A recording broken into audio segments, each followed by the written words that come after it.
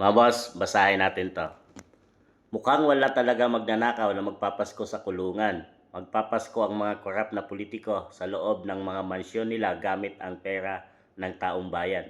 At walang Pasko naman para sa libo-libong namatay dahil sa corruption, from Representative Kiko Barsaga. Kaya naman pinag-iinitan to sa Kamara mga boss, no? At nasuspende ng 2 buwan dahil sa kanyang ganitong mga salita mga boss na tumbok at makatotohanan laban sa administrasyon mga boss. Talagang totoo na magpapasko na ngayon wala pang nakukulong mga boss, no, na mga malalaking isda. May mga sumuko pero yun hindi yun, mga galamay lang yun mga boss.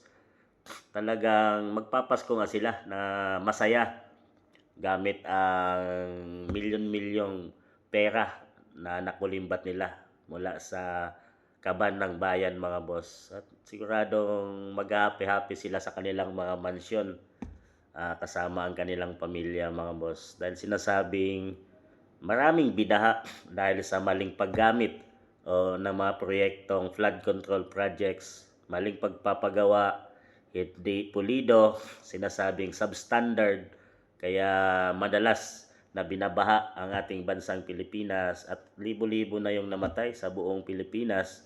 Kagaya na lang nung nangyari sa Cebu City mga boss, na hindi nakapigil ang kanilang flood control projects at talaga nasalanta ang Cebu City, ang lugar doon, at may mga namatay pa mga boss dahil sa hindi maayos na paggawa ng flood control projects. At magpapasko ang mga Pilipino na mahirap.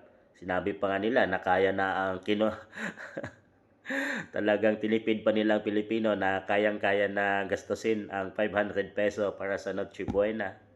Samantalang isa sa mga pinakamahalagang araw ng mga Pilipino ang Pasko, at nagsasama-sama ang mga pamilya natin mga boss para i-celebrate ang araw na to. Siguradong maraming mamayang Pilipino ang malulungkot dahil sa taas ng mga bilihin ngayong Noche Buena, ngayong Pasko.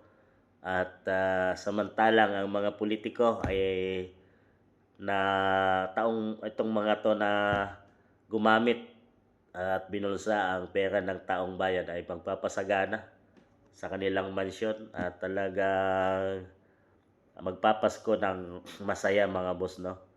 Hindi talaga nila naisip na may mga mamamayang Pilipino na naapektuhan sa kanilang mga ginagawa dahil sa pagtitipid nila sa mga materyales na ginamit nila sa mga flood control projects, at para lang maibulsa ang pera na yan mga boss. Talagang may mga taong gahaman sa pera at kapangyarihan mga boss.